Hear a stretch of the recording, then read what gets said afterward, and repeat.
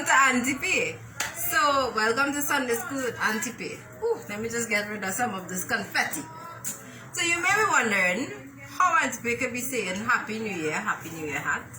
And we are still in 2020. But the thing is, we are celebrating Advent. So Advent is the start of the church's new year. And what do we know about Advent? Advent talks mainly about getting prepared and having preparation for the coming of Jesus Christ, our Lord and Savior. So Advent actually means waiting patiently. So during this time, we wait patiently for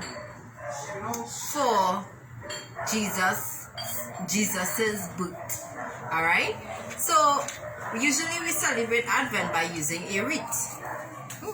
More confetti all over the place. Right? We use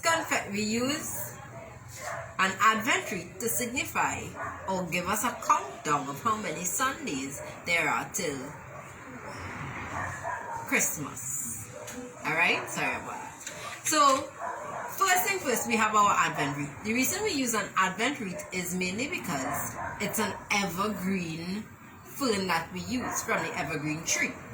This tree, no matter what time of year, is usually still green. Even though other trees around it die, this tree remains green.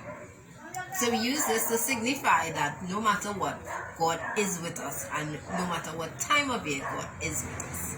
We have 3 candles, 3 purple candles, which signifies 3 weeks in Advent, 1 pink candle, and 1 white candle.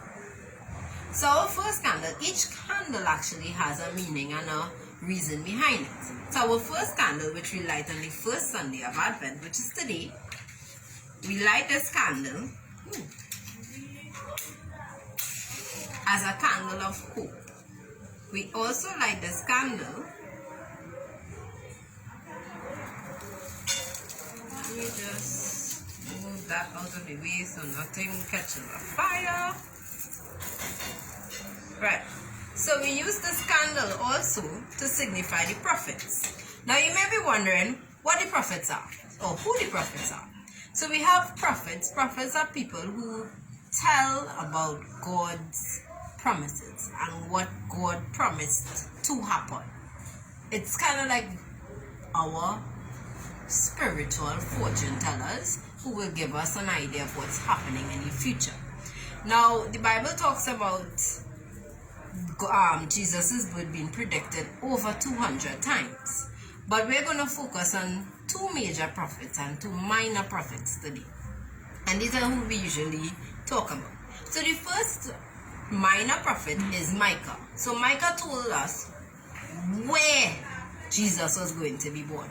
So in Micah chapter 5 verse 2 it said, "But you, Bethlehem, though you are small among the clans of Judea, out of you will come for me one who will be the ruler over Israel, whose origins are from old and ancient times." So this was told 700 years before Jesus was born. So Jesus wasn't even thinking about being born as yet. This was said 700 years before his birth. And this told us where the Messiah was going to come from. And we know now that just as in Micah predicted, it was going to happen in Bethlehem. Now one of our major prophets told us who we were going to be looking for and who is going to give birth to our Messiah.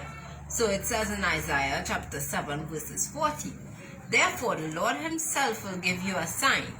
The virgin will be with child and will give birth to a son and will call him Emmanuel."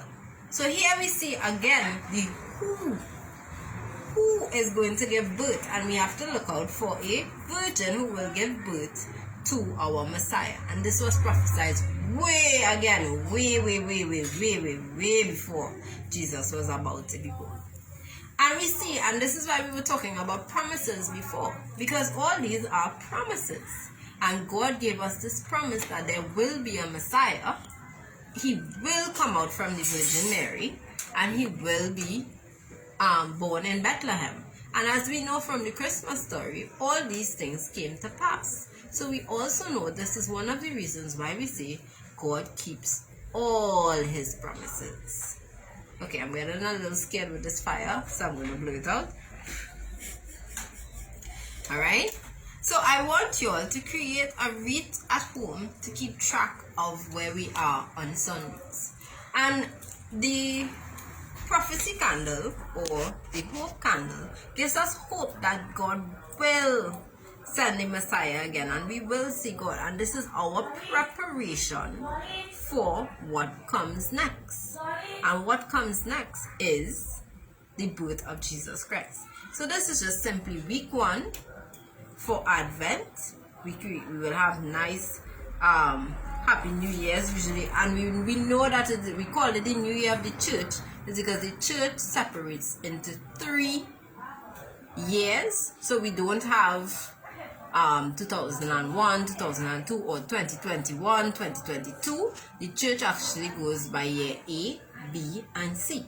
So we just came out of year A, so we're now entering into year B.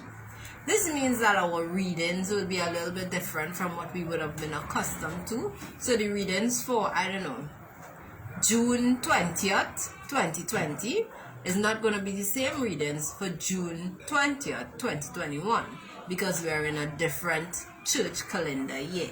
We are in year B. Alright? So this is again how we keep track, just as we remember. If you remember, throw your mind back when we talked about Pentecost, and Pentecost is the birthday of the church. This Advent is the new year of the church. So here I will tell you again, Happy New Year! And we actually create poppers, and the description on how to create a popper is in the link below, so check it out. Ooh. So see you all next week for Aunty Pay. Check out that last part.